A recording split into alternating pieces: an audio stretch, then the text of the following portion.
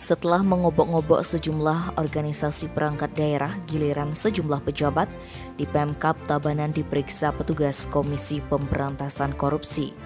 Setidaknya lebih dari 10 orang pejabat dipanggil dan diminta keterangannya oleh petugas KPK yang memusatkan pemeriksaan di Badan Pengawas Keuangan dan Pembangunan Bali.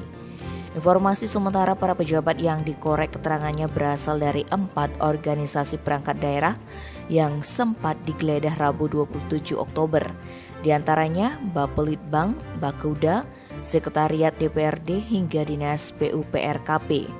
Namun hal tersebut belum sepenuhnya bisa dikonfirmasi sekalipun Inspektur Daerah Tabanan, I Gusti Ngurah Supanji tidak menampik ada beberapa pejabat di lingkup Pemkab Tabanan yang dipanggil petugas KPK untuk dimintai keterangannya.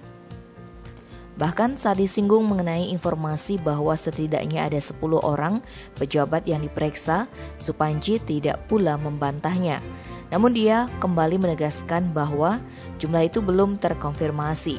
Secara terpisah, Kepala Badan Keuangan Daerah Tabanan, Ana Agung Ngurah Dalam Tresna menyebutkan pemanggilan terhadap salah satu stafnya yakni Kabid Pembendaraharaan hanya berlangsung sehari, yaitu pada Kamis 28 Oktober.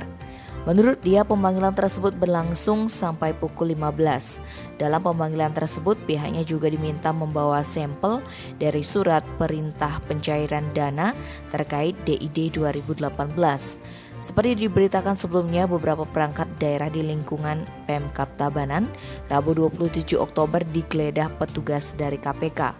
Penggeledahan tersebut diduga terkait dengan dugaan korupsi DID 2018 yang mengucur ke Tabanan sebesar 51 miliar rupiah. Kasus ini muncul ke permukaan setelah mantan staf Kementerian Keuangan, Yaya Purnomo, terjaring operasi tangkap tangan oleh petugas KPK karena kasus gratifikasi dari beberapa kepala daerah. Salah satu gratifikasi diduga datang dari mantan Bupati Tabanan, Niputu Eka Wiryastuti melalui staf ahlinya di bidang ekonomi pembangunan kala itu, I Dewe Nyoman Wiratmaje. Tim Bali Express melaporkan.